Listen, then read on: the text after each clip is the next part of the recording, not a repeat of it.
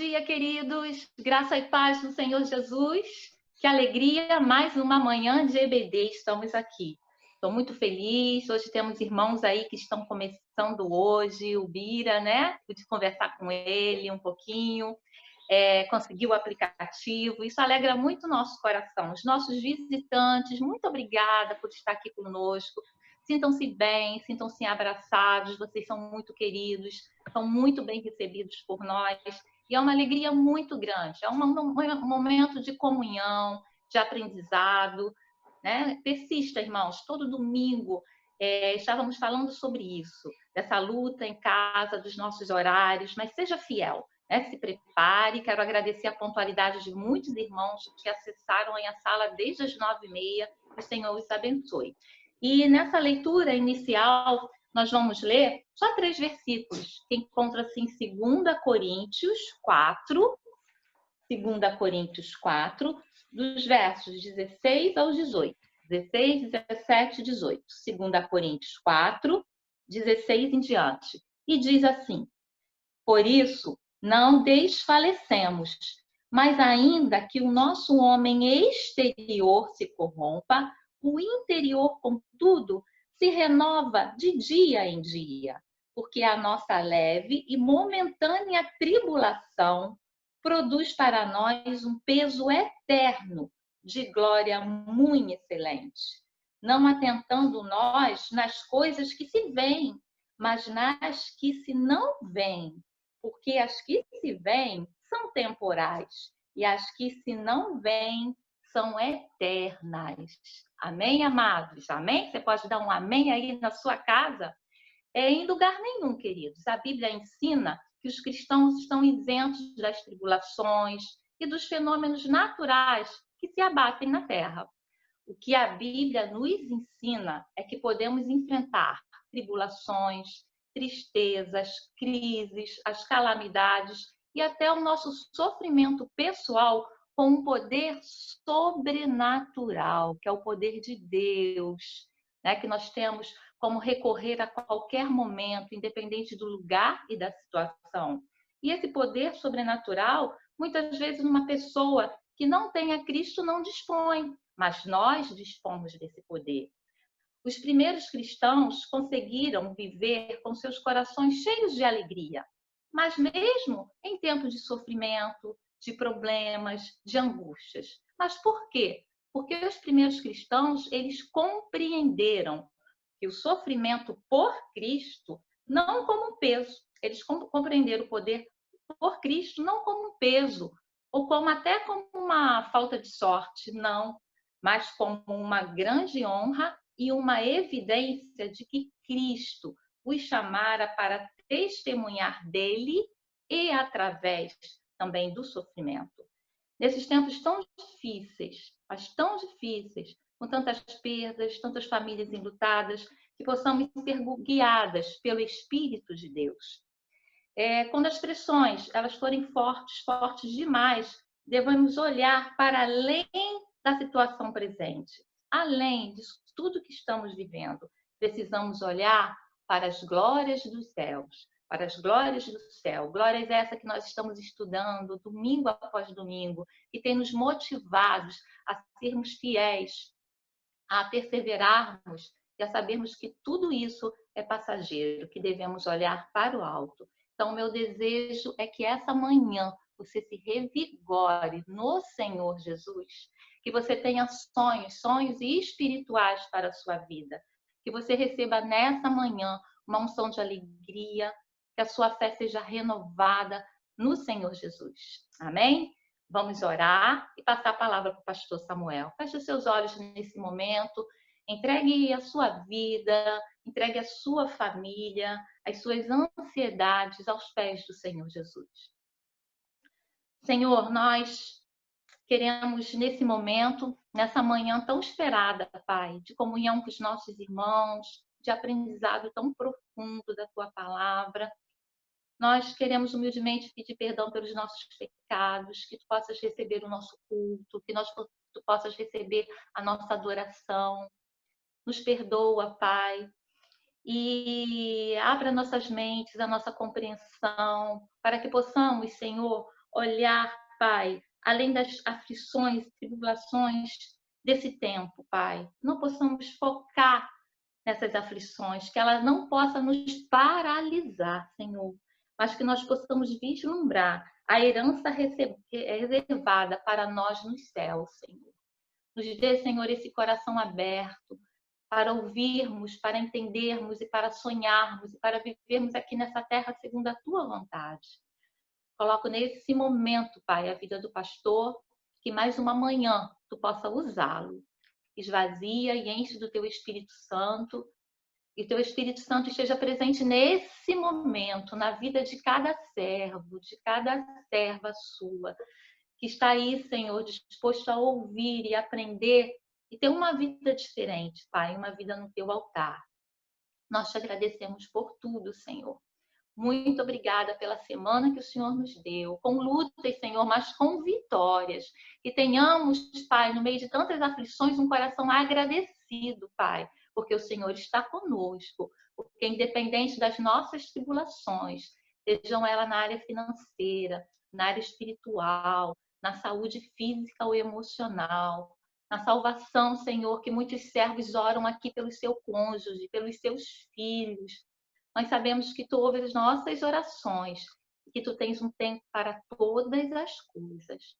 Nós não podemos deixar de orar, Pai, pelas famílias enlutadas, por pessoas que estão nesse momento internadas, pelos pedidos de oração do nosso grupo, de oração que nós acompanhamos durante a semana. São tantos pedidos com tantas lágrimas, Senhor.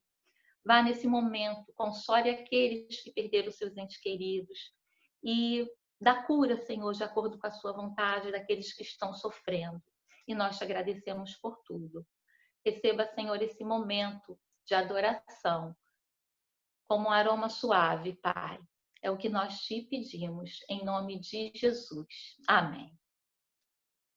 Pastor? Graça e paz.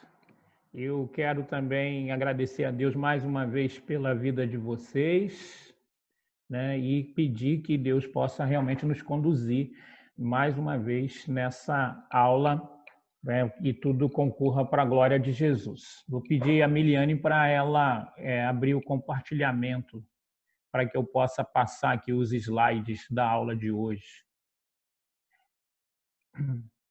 Então, hoje nós vamos falar sobre a grande tribulação. Começar hoje, né, e nós teremos alguns domingos. Está habilitado, pastor.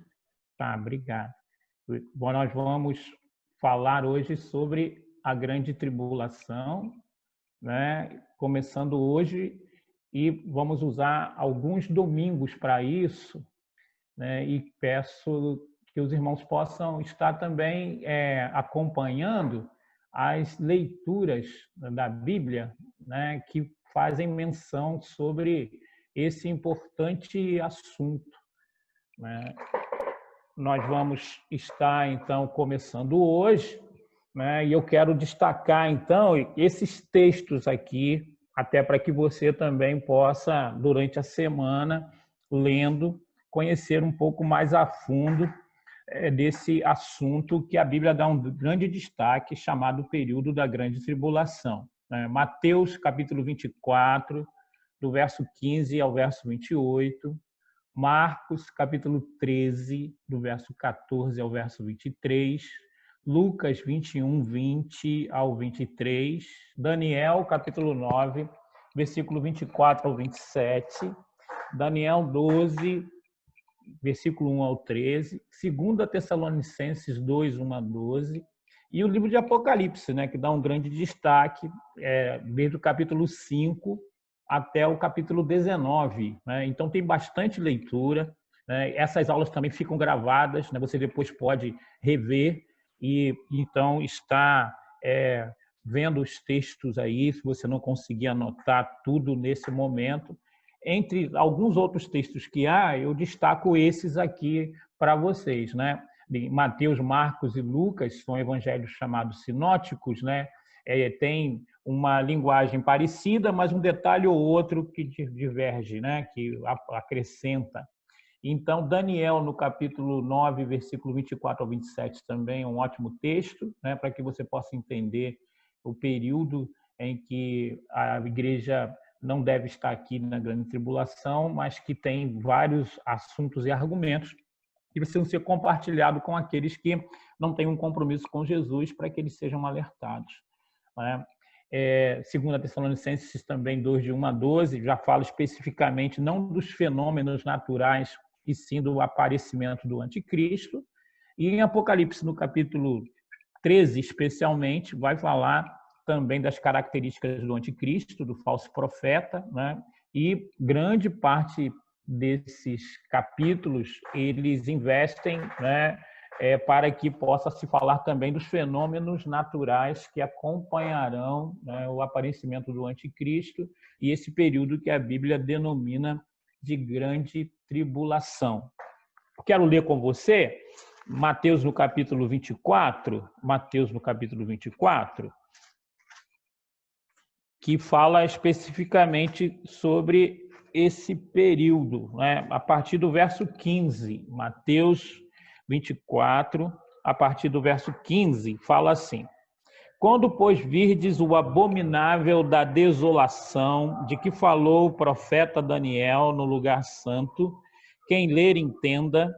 Então os que estiverem na Judéia fujam para os montes, quem estiver sobre o eirado não desça tirar de casa alguma coisa, e quem estiver no campo não volte atrás para buscar a sua capa. Ai das que estiverem grávidas, das que amamentarem naqueles dias, orai para que a vossa fuga não se dê no inverno nem no sábado.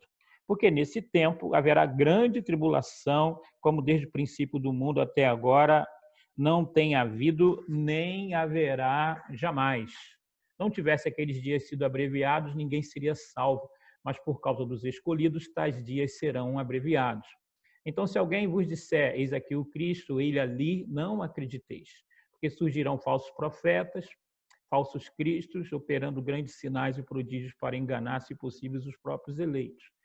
Vede que vos tenho predito. Portanto, se vos disserem, eis que ele está no deserto, não saiais, ou ele no interior da casa, não acreditei. Porque assim como um relâmpago sai do Oriente, se mostra até o Ocidente, assim há de ser a vinda do Filho do Homem. Onde estiver o cadáver, aí se ajuntarão os abutres.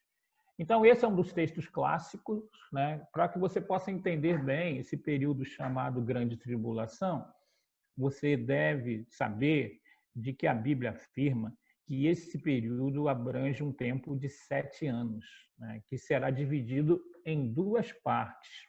Os primeiros 3 anos e meio, né, com a apostasia, muita gente deixando de acreditar em Deus, na Bíblia, em Jesus Cristo, virando as costas completamente, se tornando inimigos da verdade da Bíblia, né, e também o aparecimento do anticristo, né, que no primeiro momento, nesses 3 anos e meio, fará uma aliança com as nações, principalmente com Israel e os árabes, né, para que possa desencadear a reconstrução do templo. Quando chegar, então, o final desses primeiros 3 anos e meio, ele quebra a aliança com os judeus, mostra a sua verdadeira face, e aí começa uma perseguição muito grande aos judeus e também aos gentios que não se submeterem à marca da besta, que nós vamos conversar mais à frente. A Bíblia define esse tempo como um tempo de angústia, né, como um tempo de grande dificuldade. A Bíblia fala, né, no mundo tereis aflições. Também em Atos 14, 22 vai dizer que importa que por muitas tribulações possamos entrar no reino dos céus. Mas o que a Bíblia fala desse tempo não é apenas de tribulação, né? Fala de a grande tribulação, né? Também chama esse tempo de angústia de Jacó, né? Que vai ser um tempo em que o povo de Israel vai sofrer muito para que seus olhos possam ser abertos, para que eles possam reconhecer que Jesus é o verdadeiro Messias, né? Olha só o que diz aqui Daniel, capítulo 12, no verso 1. E haverá um tempo de angústia, qual nunca houve, desde que houve nação. Mas naquele tempo será salvo o teu povo, né? O teu povo aqui, essa palavra especificamente dada para o povo de Israel. Todo aquele que for achado inscrito no livro, né? Então, só para a gente ter uma ideia que a Bíblia define, né, como esse tempo aí a mãe das tribulações, a grande tribulação, né? Nós sabemos de que vivemos um tempo bem difícil, mas o que a Bíblia fala é de que esse período vai ser ainda mais difícil. O que temos agora é uma amostra daquilo que vai acontecer no período da grande tribulação, ok? Então, será um tempo com objetivos, né? É um tempo para Deus tratar com os judeus, para que eles possam reconhecer Jesus como o Messias de Deus, né? Isso é um ponto importante para você estar atentando. Os judeus, eles não aceitam Jesus como Messias. Precisará, então, desse tempo, desses 7 anos, para que, depois de muita luta, muita dificuldade, os olhos deles possam ser abertos e eles possam reconhecer a Jesus como o Messias, né? Olha só o texto aqui de Jeremias 30, versículo 7. Ah, que grande e terrível é aquele dia, e não há outro semelhante. Tempo de angústia para Jacó. Ele, porém, será livre dela, né? Então, esse é um dos textos clássicos para mostrar de que um dos objetivos específicos da grande tribulação é levar o povo de Israel ao arrependimento, né? Esse período também chamado grande tribulação é o tempo da manifestação do anticristo, né? E aí, lá em 2 Tessalonicenses, capítulo 2, do verso 7 ao 12, e Apocalipse 13, de 1 a 18, você vai ver a descrição, as características do anticristo.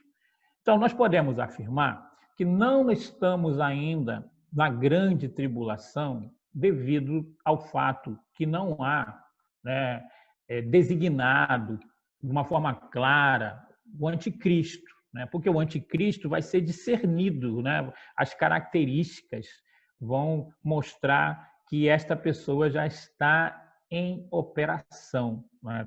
Existem especulações em que dizem que talvez ele já tenha nascido, né? Mas assim, ele não se manifestou, ele não se apresentou, né? Então, a gente pode dizer que, mesmo os tempos sendo muito difíceis, não estamos vivendo ainda o período da grande tribulação. Primeiro, porque não aconteceu o arrebatamento da igreja, né?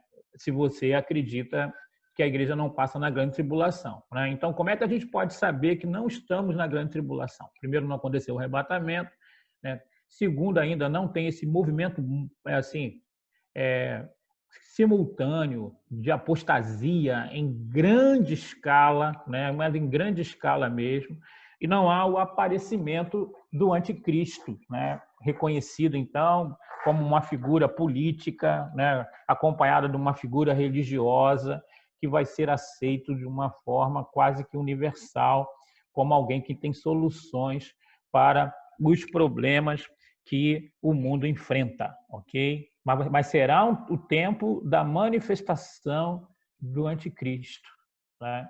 Será o tempo também, né, no final dos 7 anos, em que vai ocorrer, e você já deve ter ouvido falar, porque esse é um tema também bem explorado por filmes, livros, reflexões sobre a Guerra do Armagedon, né, que vai acontecer, então, no final da grande tribulação, onde a besta e o falso profeta serão destruídos pelo sopro da boca do Senhor Jesus, né? Essa é a forma simbólica, metafórica que a Bíblia fala da vitória de Jesus sobre a besta e o falso profeta. Será um tempo também do derramamento do juízo de Deus sobre a terra, né? E aí, especificamente, nós vamos começar a falar sobre isso hoje, né? Sobre esses aspectos aí do abalo na natureza, né? Que a Bíblia relata como derramamento do juízo de Deus sobre a terra. Apocalipse capítulo 6, do verso 1 ao 17, Apocalipse 8, do verso 1 ao 13, Apocalipse 9, do verso 1 ao 21, Apocalipse 11, verso 15 ao 19, Apocalipse 16, do verso 1 ao verso 21. Né? E esses julgamentos, né, de Deus se darão através dos 7 selos, né, e que aí tem, né, nesses 7 selos, uma divisão didática quando aparecem os 4 cavaleiros do Apocalipse, que é um tema também muito abordado por filmes, reflexões, interpretações, né? Aí nós encontramos sobre a designação, então, dos cavaleiros, né? E também dos acontecimentos que nós denominamos como os 7 selos, a partir de Apocalipse, no capítulo 6. Também nesse período também nós temos as trombetas, né, que são 7 trombetas também, que fala então de uma intensificação dos juízos, né? Os 7 selos têm uma intensidade, né? As trombetas têm uma intensidade maior ainda de consequências sobre os habitantes da terra, né? E as taças ou flagelos que nós encontramos lá em Apocalipse no capítulo 16, né, tem uma intensidade ainda maior. E esses julgamentos sucessivos, eles também mostrarão para quem estiver aqui na grande tribulação o momento, então, da volta do Senhor Jesus. Eles vão poder se guiar também por esses acontecimentos para que eles possam saber sobre a manifestação, né, onde todo olho verá, e Jesus vai voltar, então, com a sua igreja após aquele período que nós falamos no céu do tribunal de Cristo e das bodas do Cordeiro, ok? Então, nós podemos afirmar isso, né, de que a grande tribulação é um tempo de julgamentos sucessivos que visam o arrependimento, né? Então, nós podemos entender que é um tempo bem difícil. Agora, existe uma forma assim, didática para que nós possamos estar guardando os acontecimentos, né, principalmente que envolvem a grande tribulação, no que diz respeito aos abalos, os fenômenos naturais, né? Então, o número 7 é um número que é bem usado nesse período aí chamado grande tribulação, ok? 7 anos, 7 selos, 7 trombetas, 7 taças ou flagelos, ok? Então, de uma forma geral, você pode estar lembrando que o conteúdo, né, daquilo que vai acontecer no período da grande tribulação serão os 7 selos, 7 trombetas, 7 taças, né? Associado a isso, o aparecimento do anticristo e do falso profeta, né? A marca do 66. Todos esses acontecimentos, eles estão diretamente relacionados à grande tribulação, ok? 7 anos, 7 selos, 7 trombetas, 7 taças, né? Então, eu quero que você possa estar guardando isso, né? Então, começaremos a falar sobre os fenômenos naturais, né?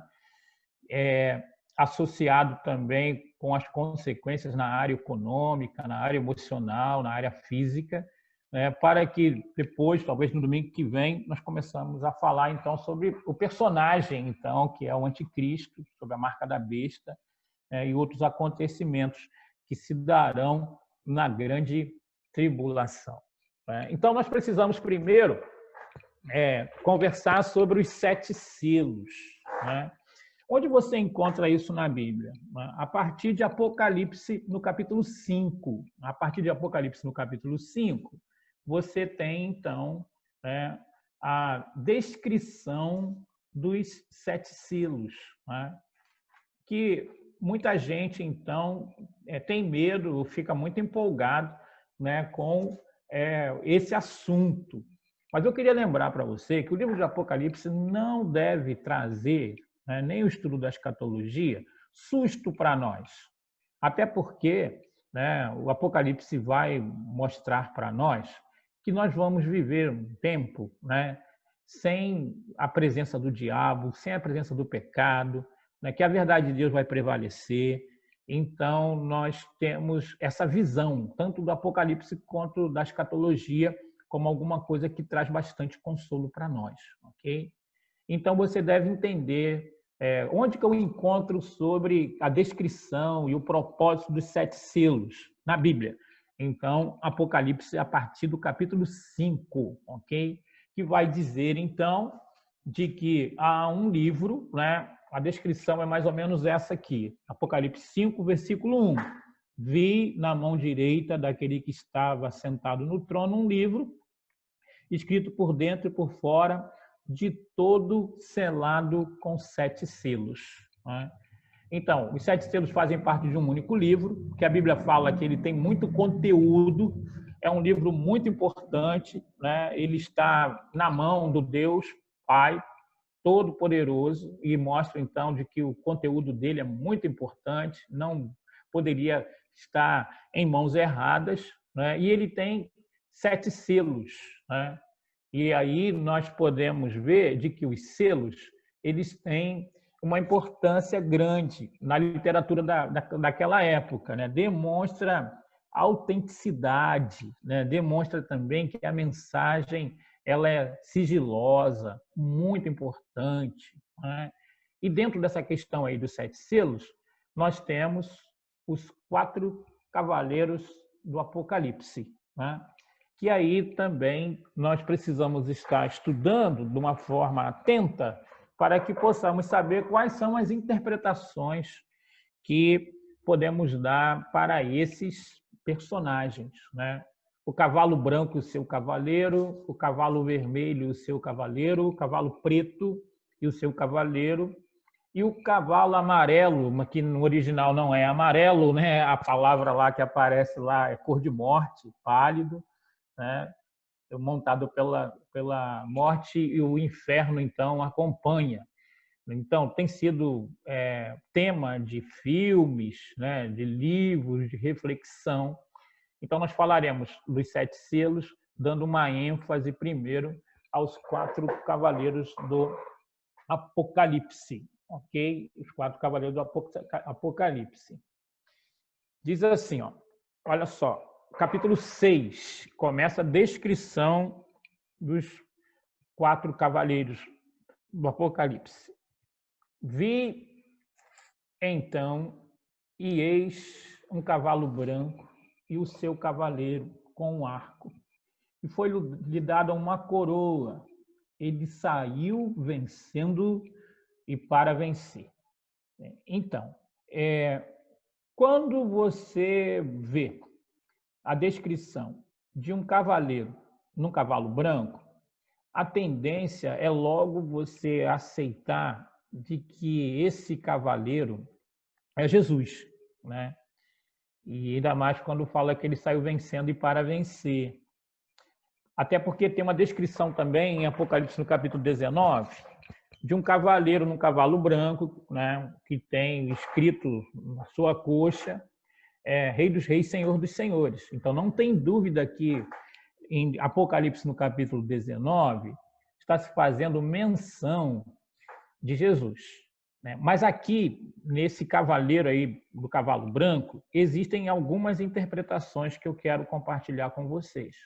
Então, Pastor, por favor, só um segundo. A Rose disse que para ela está aparecendo a sua imagem grande e o slide pequeno. Eu queria saber se alguém mais está vendo assim. Bota no chat para mim, por favor, porque para mim está normal. Só para não atrapalhar. Para mim também está normal. Tá, então acho que é só deve ter sido ela mesmo. Pode deixar que eu vou conversar direto com ela. Tá bom. Tá bom, beleza. Desculpa. Nada, sem problema. Então, esse cavalo branco, né, com seu cavaleiro, como eu estava falando, tem muita gente, então, que interpreta como Jesus. Tem outros que interpretam como o anticristo. E ainda tem uma terceira possibilidade de interpretação, que seria a propagação do evangelho. Ok? Então, eu quero discutir com vocês um pouquinho sobre isso. Então, o cavalo é branco, né? Um arco. Então, esse arco é uma arma de guerra, na verdade, usada por um povo muito habilidoso, que dava muito trabalho para o Império Romano. Era um povo não conquistado, chamado de bárbaro, né? Que usava esse tipo de arma naquele tempo. Então, é uma arma para matar, uma arma de guerra, né? Então, vocês devem entender isso, que é um cavalo branco, um cavaleiro com uma arma de guerra pronto para matar, né? E para alguns, então, como eu falei, Eles acreditam que é Cristo, para outros a expansão do Evangelho e para muitos o anticristo, ok? Vejamos aqui, ó, né? Em Apocalipse 6:2 fala de um arco, arma de guerra, que lhe foi dado uma coroa. Então, para quem não acredita que é Jesus, vai dizer que Jesus não precisa ser coroado, né? Ele já tem na sua cabeça muitos diademas, né? Apocalipse 19:12 fala a respeito disso. Esse cavaleiro traz julgamento na forma de guerra e conquista, né? Ele imita, mas não é o Messias. Ele impõe pela força o subjugar as pessoas, ok? Então, vamos tentar passar aqui para você algumas semelhanças e diferenças entre o cavaleiro do capítulo 6 e o cavaleiro do capítulo 19, ok? E depois, então, com calma, você pode fazer essas duas leituras. No capítulo 6, o cavaleiro tem uma arma de guerra na mão. No capítulo 19, ele tem uma espada, né? Que nós sabemos que a espada na Bíblia significa a palavra de Deus, né? No capítulo 6, ele tem uma só coroa. No capítulo 19, o cavaleiro tem muitos diademas, que é sinal de realeza, de autoridade, de sabedoria, né? No capítulo 6, o cavaleiro ele quer conquistar a qualquer custo, né? No capítulo 19, nós podemos ver de que o cavaleiro vem para governar, né? Ele não luta para governar, ele vem para governar. O capítulo 6 representa ambição, o capítulo 19 representa a justiça. Então, por isso que nós chegamos à conclusão de que a melhor interpretação para o cavaleiro do capítulo 6 é o espírito do anticristo. O capítulo 19, então, fala sobre Jesus, ok? Então, a minha interpretação do cavaleiro, seu cavalo branco, no capítulo 6, não é Jesus, e sim o anticristo. Porque tem uma regra também de interpretação bíblica que vai dizer que nós temos que observar o contexto. O contexto é o que vem antes e o que vem depois. Se a gente observar todos os outros cavaleiros, né? O cavaleiro do cavalo vermelho, o cavaleiro do cavalo preto, o cavaleiro do cavalo amarelo, eles são maus, né? Eles propagam a destruição. E nós sabemos de que quem veio roubar, matar e destruir é o diabo. Então, de acordo com essa regra de interpretação, se os outros 3 cavaleiros são ruins, e esse cavalo branco com o seu cavaleiro está no mesmo contexto, então nós temos que discernir também de que ele é uma imitação de Jesus, e até porque na grande tribulação quem vai estar dominando as ações é o anticristo, né? Que vai primeiro imitar a Deus e depois vai apresentar a sua verdadeira face, ok? Então, aí nós falamos do primeiro selo e o seu cavaleiro. Eu não sei se tem alguma pergunta sobre o primeiro selo. Tem, Miliane? Não, na verdade, só o Juninho que fez uma pergunta lá atrás sobre ser 7 anos, mas eu pedi para ele esperar que com certeza você iria abordar, né, pastor? O senhor iria abordar. Isso. E eu só fiquei pensando assim, como é curioso, né? Porque até pelo fato de ter interpretações diferentes a respeito do cavalo branco, já mostra que o objetivo de enganar através da imitação é atendido. É verdade, verdade.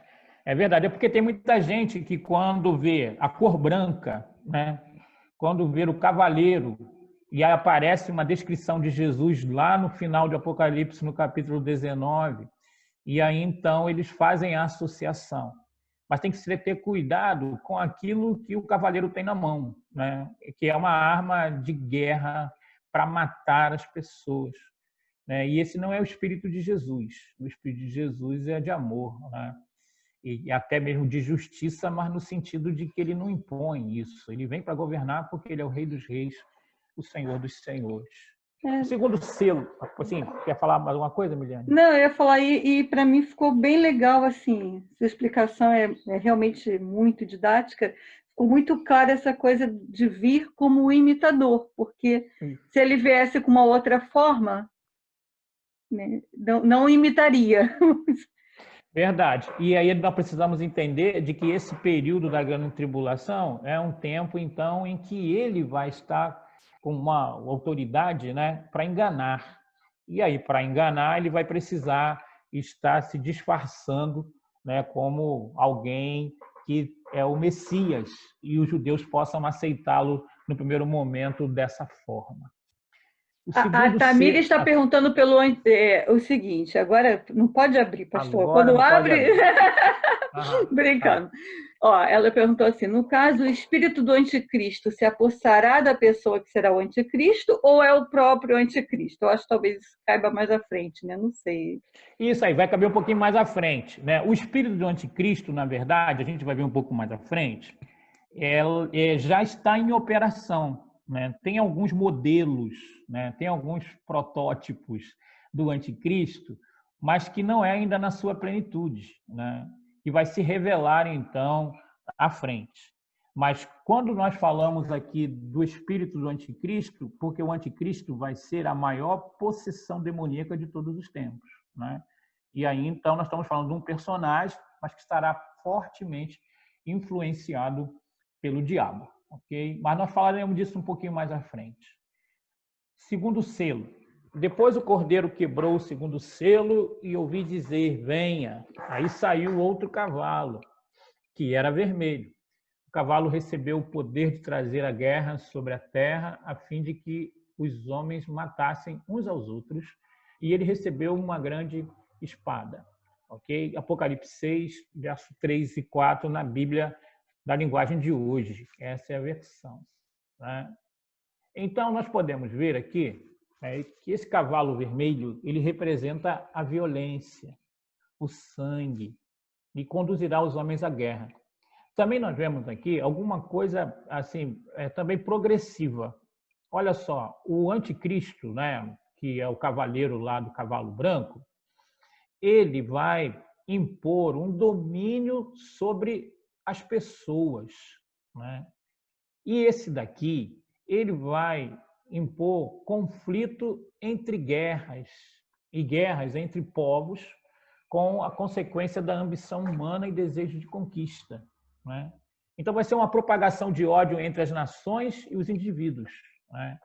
Então nós podemos ver que o anticristo ele tem esse propósito primeiro assim de subjugar as pessoas no todo, né? E esse segundo cavaleiro aqui, essa propagação de ódio entre as nações e os indivíduos. Talvez você possa estar pensando assim, pastor, mas isso não acontece hoje? Acontece. Só que tudo aquilo que tem acontecido hoje é em menor proporção daquilo que a Bíblia coloca como profecia desse tempo chamado Grande Tribulação. Ok? Então, esse cavalo vermelho representa a violência, né? A guerra entre nações e indivíduos, né? Isso aqui, então, seria o segundo selo. Okay? No terceiro selo, né, nós podemos ver também de que há consequências, né? Primeiro, subjugar a força do anticristo, depois, a propagação do ódio entre nações e indivíduos, né? E isso vai gerar uma confusão muito grande. E aí vem o terceiro selo, né? Que aí envolve a questão da economia, da sobrevivência. Abriu-se o terceiro selo e apareceu um cavalo preto. O cavalo tinha uma balança na mão. Ouvi uma voz que dizia: 0,5 quilo de trigo custa o que vocês ganham num dia inteiro de trabalho. E 1,5 quilo de cevada custa a mesma coisa. E não misturem nada no azeite e no vinho. Então, o que nós podemos tirar daqui? De que haverá, então, uma crise econômica muito grande, uma luta muito grande para a sobrevivência, uma hiperinflação, né?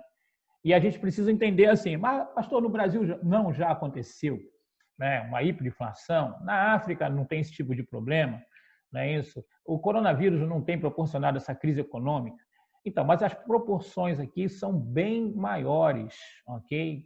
E também é de proporção mundial, ok? E vai dizer aqui também de que haverá uma contradição, não é isso? Por quê?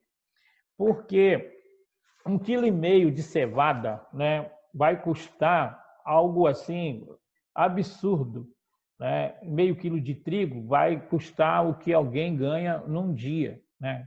Tanto trigo quanto cevada era considerado então alimento básico naquela época, como o nosso arroz e feijão, né? Mas vai dizer também que ainda haverá, né, azeite e vinho, que eram considerados então, né, produtos sofisticados, né, caros. Então, esse tempo vai ser um tempo marcado por contradição, né? Esse selo, então, representa um tempo de escassez e contradição. Vinho e azeite são produtos considerados caros, né, usados apenas pelos ricos, mas também muita gente trabalhando para comer mal, né? E daí, então, nós podemos chegar à conclusão, e eu posso dizer para você que uma medida de trigo e 3 medidas de cevada não eram suficientes para uma família com 3 pessoas, né? E custando muito caro, né? E custando muito caro. Também como consequência, então, daquela imposição do anticristo dominando as pessoas e também sobre a propagação do ódio entre indivíduos e nações, né? E aí, então, vem o cavalo amarelo e o seu cavaleiro, né? E diz bem assim: e olhei, e eis um cavalo amarelo e o seu cavaleiro, sendo este chamado Morte. E o Hades o estava seguindo, e foi-lhe dada autoridade sobre a 4ª parte da terra, para matar a espada pela fome, com a mortandade e por meio das feras da terra. Apocalipse 6:8. Então, a morte até, né, ela encontra espaço no resultado aí do subjugar das pessoas, da propagação do ódio e guerra entre as nações e indivíduos e da distribuição econômica desigual, né? Isso vai, então, gerar uma propagação de doenças e nós precisamos lembrar disso. Em muitas Bíblias, fala-se, então, da cor do cavalo desse cavaleiro como amarelo, né? Mas no original é cor de morte, né? Aquela cor pálida. Seguido pelo inferno, mas lá no original, então, é Hades, né? Que significa a habitação dos mortos. É uma ênfase para mostrar de que haverá um grande número de mortes nesse período como resultado, então, das guerras, dos conflitos e também da distribuição econômica desigual, ok? Alguma pergunta aí dos 4 selos, primeiro, dos cavaleiros do Apocalipse, Miliane? Não, tá todo mundo quietinho aqui agora. Ok, beleza. Então, ó, pronto, falou agora. Falei. Pronto. Aí tem a pergunta. Não tem problema, não. Não, eu sei que não tem, gente, só estou brincando. Vai ter uma ordem do aparecimento dos 4 selos? Pergunta da Catilene, que ela quer saber porque ela tem que botar no trabalho que ela inventou de fazer para o seminário. Ah, é? Não, então, olha só. A Bíblia vai dizer, né, de que isso é expressado através de uma visão, né? Vai ter uma autorização de Deus para que esses acontecimentos possam ter início, né? Mas, assim, a base que nós tiramos para isso é no Apocalipse, no capítulo 6, quando, na primeira parte de cada ação desses cavaleiros, está escrito dessa forma: vi quando o Cordeiro abriu um dos 7 selos e ouvi um dos 4 seres viventes dizendo, como se fosse uma voz de trovão, vem. Então, a autorização vai partir dos 4 seres viventes, né, que nós falaremos mais à frente sobre as características desses 4 seres viventes, né, mas posso adiantar aqui, são seres angelicais, né? Então, haverá uma ordem, sim, dos seres angelicais dizendo que a hora chegou para que esse julgamento possa ser estabelecido com a permissão de Deus através desses cavaleiros aí do Apocalipse. Ok? Então, nós vamos para o 5º selo. Quando ele abriu o 5º selo, vi debaixo do altar as almas daqueles que tinham sido mortos por causa da palavra de Deus e por causa do testemunho que sustentavam. Apocalipse 6:9. né? Então, nós podemos ver que a figura muda agora, né? Tem a figura dos cavaleiros, agora, então, a visão é dos mártires debaixo do altar de Deus, clamando, né? Então, nós podemos perceber que esse selo mostra os mártires, né, os servos do Senhor, que morreram por causa do seu testemunho, por causa do seu comprometimento com Deus, né? E aí, então, esse selo deve ser interpretado, né, como a necessidade da execução da justiça divina para dar um basta na injustiça. E aí dá espaço para que as pessoas também possam pensar, né, sobre a situação dos mortos em Jesus, né, e expressada aí pela situação dos mártires, né, de como deve ser a realidade daqueles que morrem, né, estando na presença de Deus. Mas antes de nós pensarmos um pouquinho sobre isso, eu quero só dar um panorama para vocês de alguma coisa que a Globo não mostra, né? Que não faz uma divulgação muito grande. Desde a morte de Estevão até o final do século XX, né, segundo dados aí de Portas Abertas, morreram 40 milhões de pessoas por causa do testemunho de Jesus, né? Desde a morte de Estevão, né, até o final do século XX. E você pode pensar assim, que aquele tempo, então, dos apóstolos era um tempo muito violento e tal, mas segundo essas estatísticas também, 26 milhões de pessoas morreram por causa do testemunho, né, do Evangelho, somente no século XX, né? Então, nós podemos ver que só no século XX morreu mais gente, né, por causa do testemunho da palavra de Deus do que no restante dos outros séculos, a partir da morte de Estevão. Só para nós podermos ver que tem muita gente morrendo aí por causa da verdade do Evangelho, né? Então, que deve ter muita gente, né, ali, né, debaixo do altar de Deus, clamando por justiça, conforme nós encontramos a descrição aí em Apocalipse, no 5º selo, ok? E nós podemos perceber, então, né, de que tem algumas coisas interessantes para a gente ver aqui no 5º selo. Primeiro, e quero ler com você aqui o 5º selo para ficar mais claro, a partir do verso 9 do capítulo 6, fala assim: quando ele abriu o 5º selo, vi debaixo do altar as almas daqueles que tinham sido mortos por causa da palavra de Deus. Então, nós sabemos de que está falando diretamente aqui dos mártires, e por causa do testemunho que sustentavam. Clamaram em grande voz, dizendo: até quando, ó soberano Senhor, santo e verdadeiro, não julgas nem vingas o nosso sangue dos que habitam sobre a terra? Então, a cada um deles foi dada uma vestidura branca e lhe disseram que repousasse ainda por um pouco tempo, até que também se completasse o número de seus conservos e seus irmãos que iam ser mortos, como igualmente eles foram. Então, dá a entender aqui, apesar do Apocalipse ser um livro simbólico, né, de que eles estavam conscientes, mesmo depois de mortos, e que eles falavam com Deus, né, eles clamavam a Deus para que a justiça de Deus pudesse ser colocada em ação. E nós temos, então, né, essa declaração, o soberano Senhor, né, que no original é déspotes, que vem a palavra déspota, aí, aquele camarada que faz as coisas porque tem autoridade para fazer isso, faz o que bem entende, né? E também ele é chamado de santo e verdadeiro, que não compactua com aquilo que é errado. Essa é a base do clamor, né, dos mártires, né, que estavam conscientes, que conversavam com Jesus, pedindo então que a justiça pudesse ser feita. E eles recebem então uma palavra de consolo, dizendo que ainda não era a hora, porque no período da grande tribulação vai morrer mais gente ainda para que essa justiça então possa ser estabelecida, ok? Para que haja igualdade também, para que esse julgamento não seja feito fora de tempo, ok? Então, a gente tem aqui, eu vou dar rapidinho para vocês aqui. Só um pouquinho, pastor. O Carlinhos perguntou se no versículo 11 indica que os crentes ainda estarão na terra.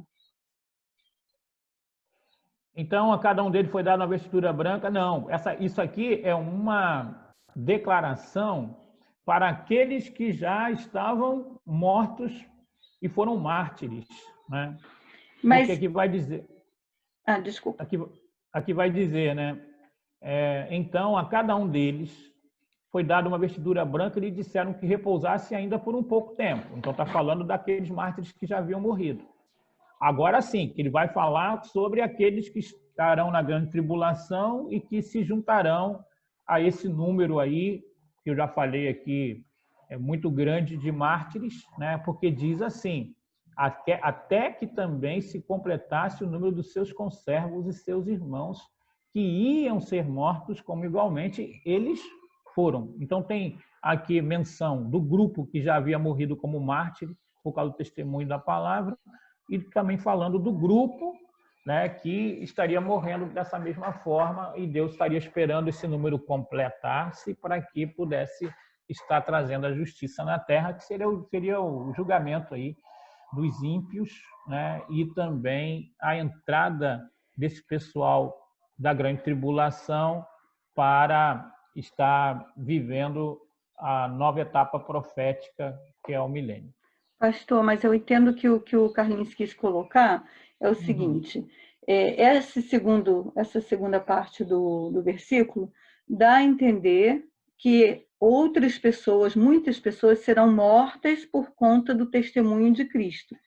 Aí eu acredito que o que ele está perguntando é se essas pessoas são pessoas que já representam a igreja atual. Indica que os crentes ainda estarão na terra, ou seja, essas pessoas são a igreja que vai estar na grande tribulação e que vai ser morta, ou seriam pessoas que se converteriam durante a grande tribulação e não aceitariam o selo, a marca da besta? Isso aí. Eu acho que esse é o ponto. Tá. Então, aí o Carlinhos, como todo mundo, precisa voltar para aquela discussão do início, do momento do arrebatamento. Uhum. Se ele acredita que o momento do arrebatamento da igreja é antes da tribulação, então a igreja não vai estar mais aqui. E esses mártires aí, para completar o número, eles serão dos judeus e dos gentios que rejeitarem, então, a marca da besta e a imposição do anticristo. Essa é a minha filosofia. Estou brincando.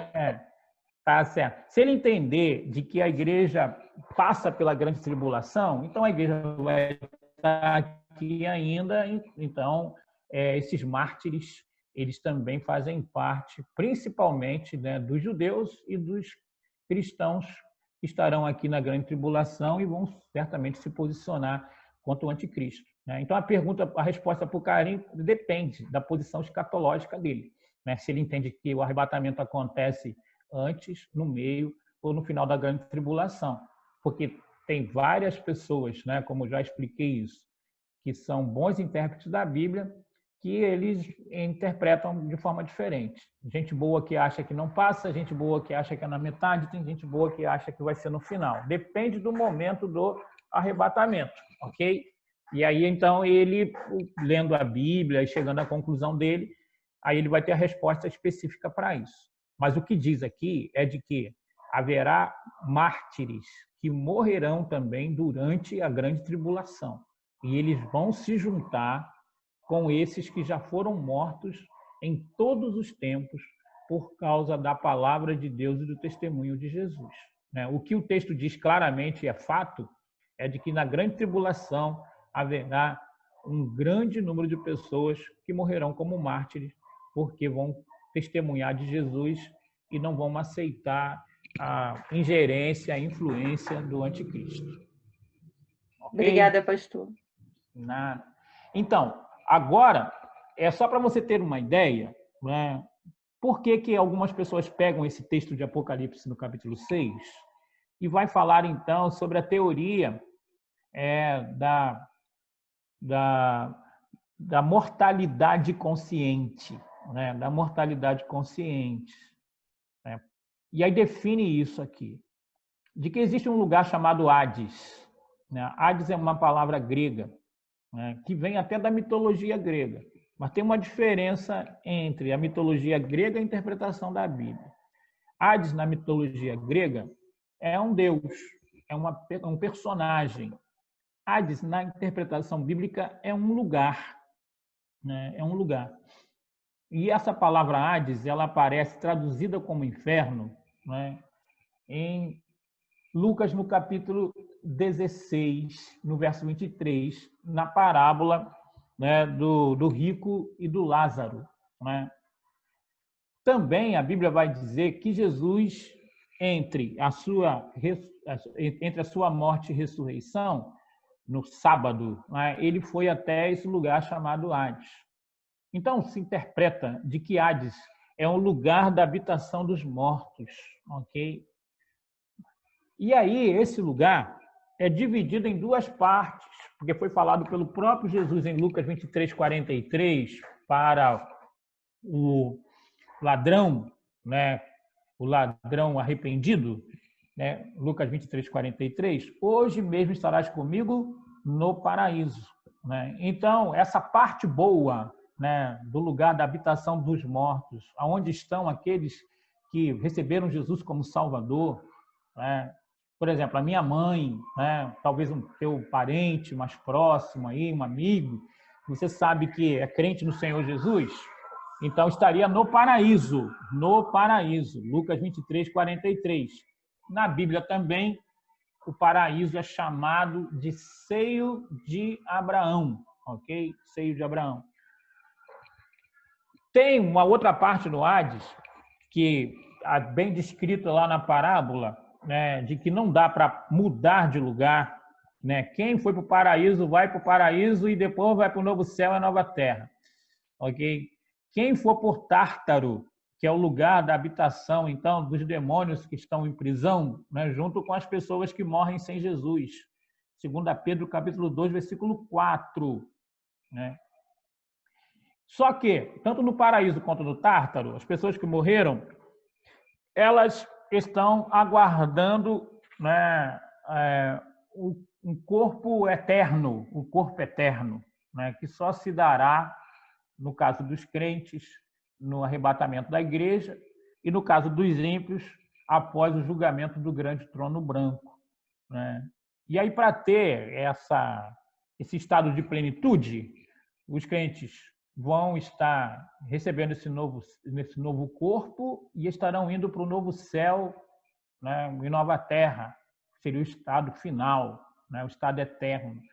E aquelas pessoas, então, que morreram sem Jesus e têm a sua estada no Tártaro, depois do julgamento do grande trono branco, eles vão para o Guiena, né? Guiena, Apocalipse 20, 10.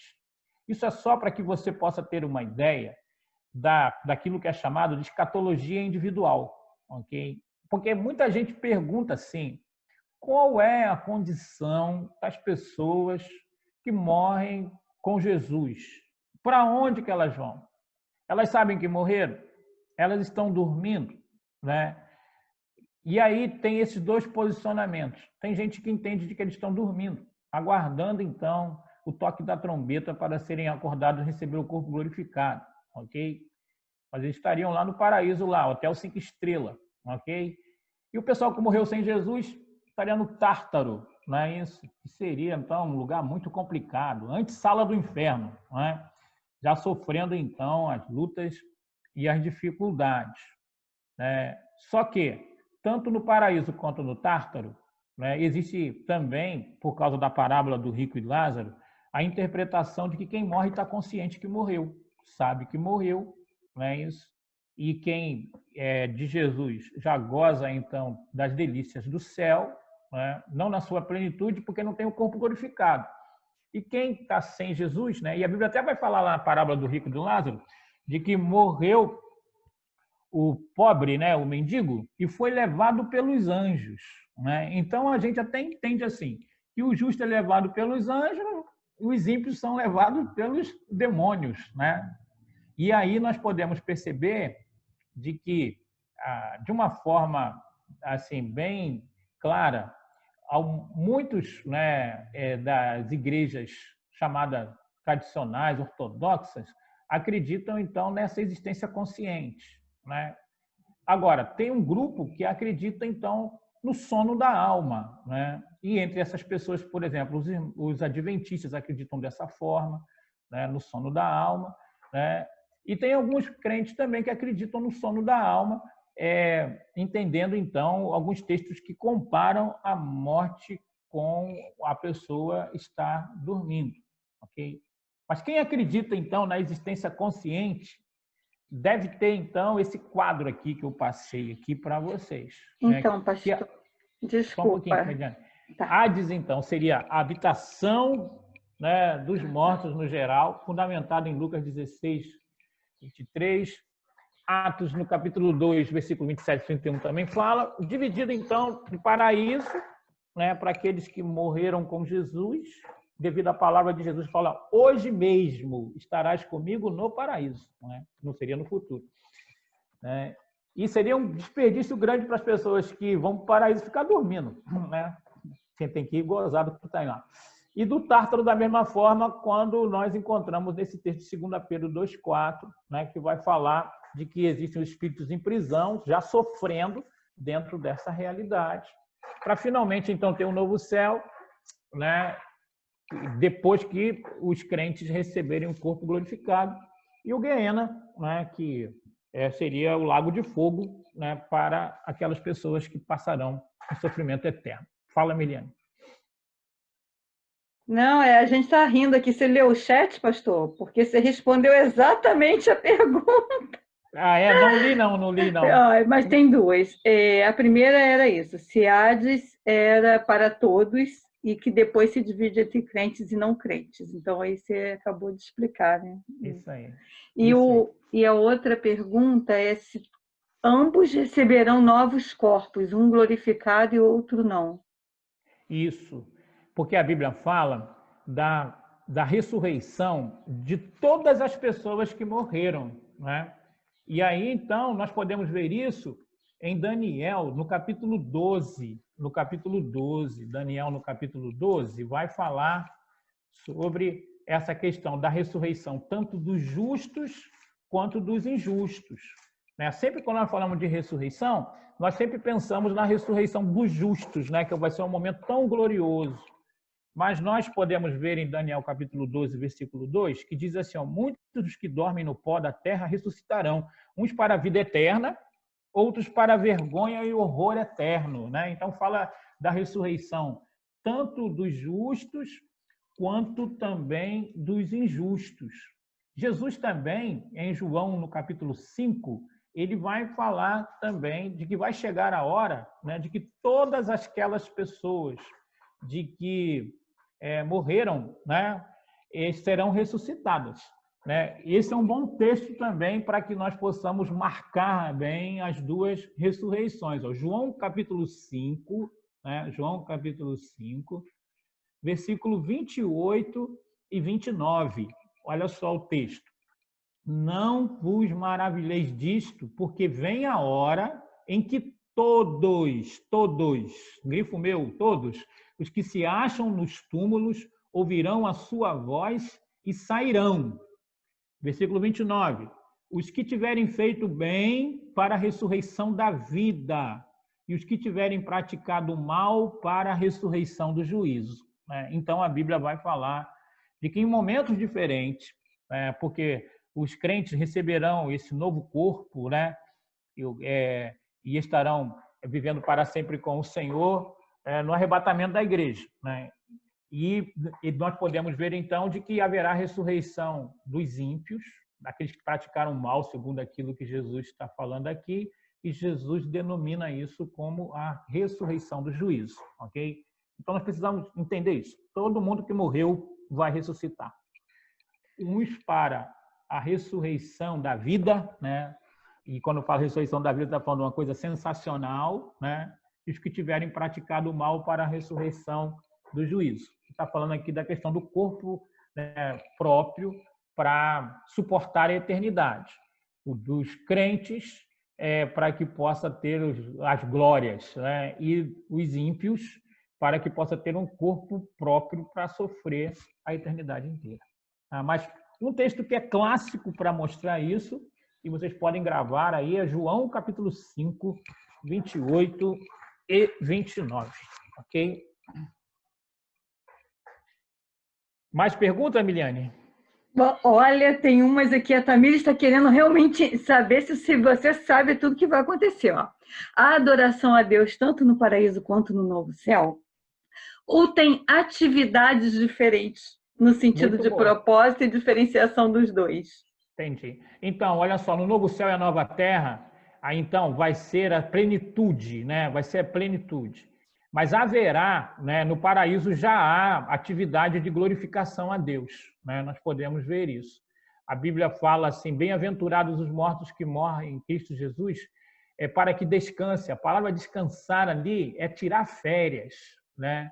É você ficar livre de toda e qualquer preocupação, de você estar assim, num estado de euforia, né? Desfrutando tremendamente desse momento. Agora, a adoração ela é mais refletida, não é isso? Após o arrebatamento da igreja, falado muito sobre a questão da adoração em conjunto, né?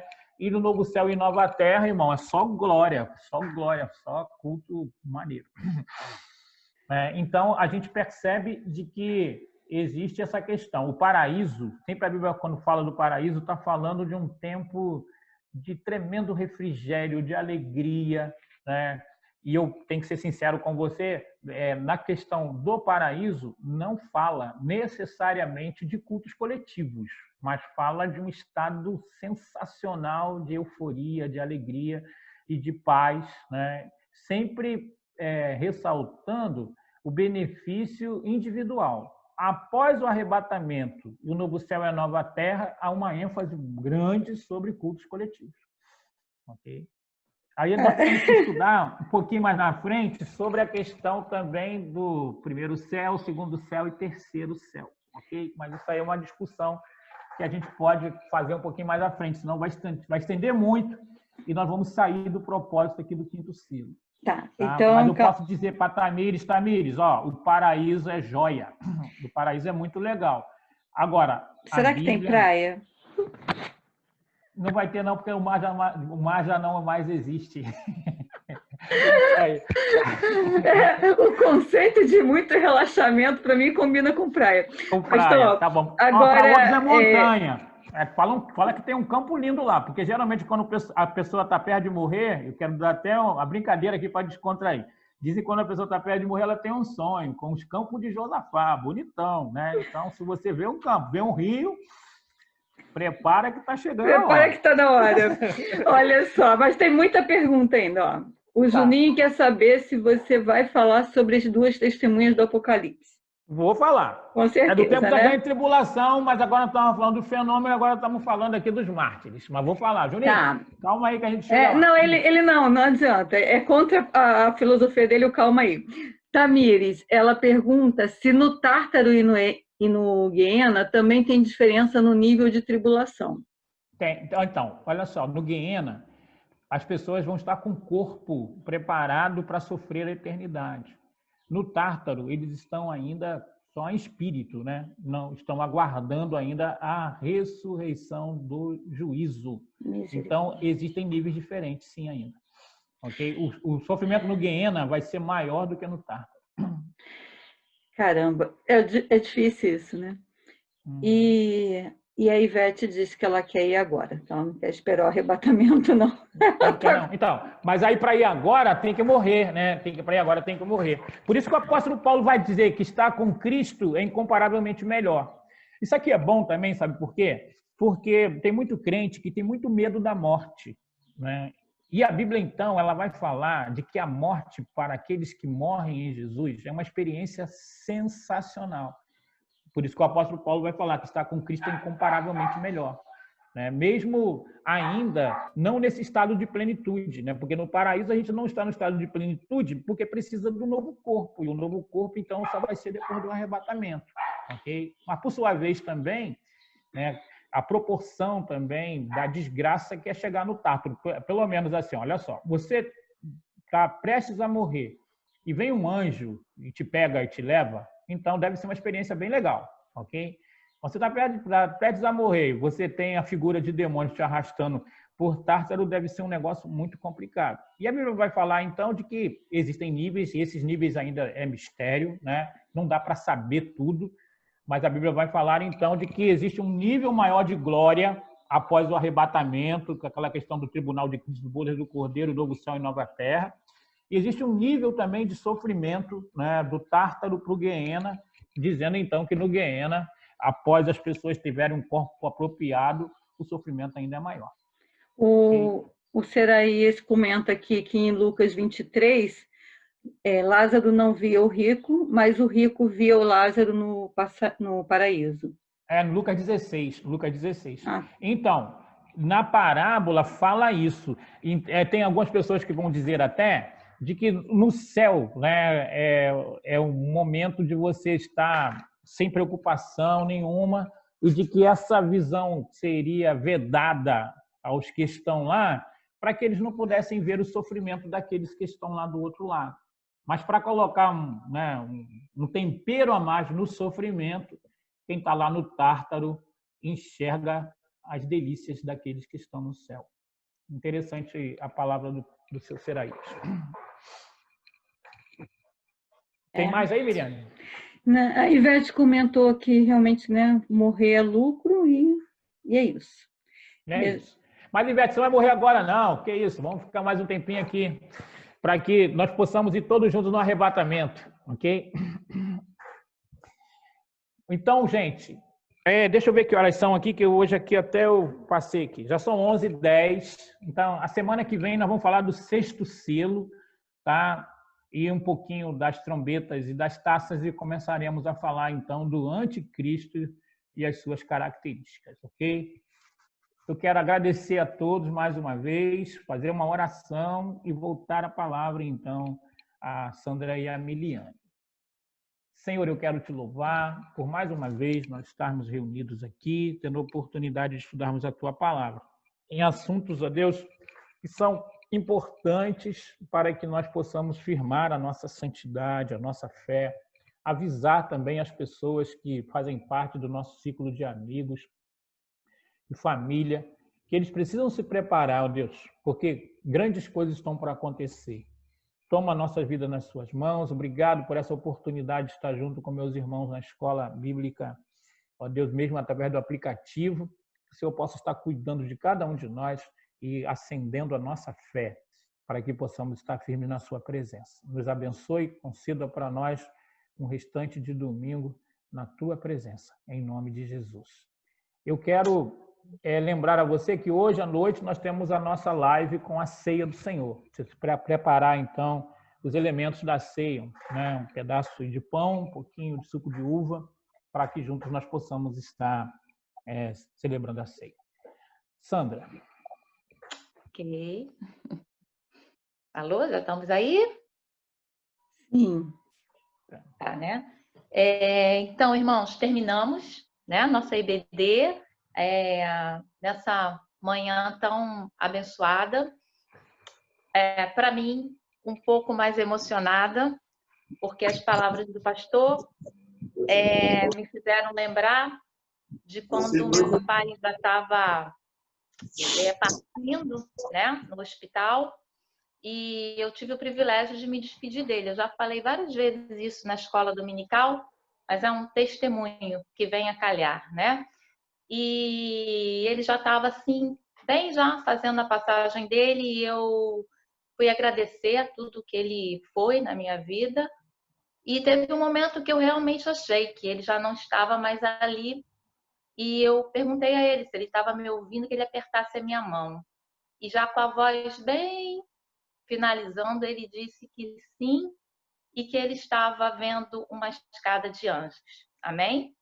Então, é exatamente o que o pastor falou, né? Na nossa partida, os anjos vêm, e eu agradeço a Deus por esse privilégio que ele me deu de estar com meu pai nesse momento e ouvir essas últimas palavras dele, né? Que jamais vou esquecer, que havia uma escada de anjos, que ele estava vendo a escada de anjos. Então, ali realmente eu saí e ele partiu.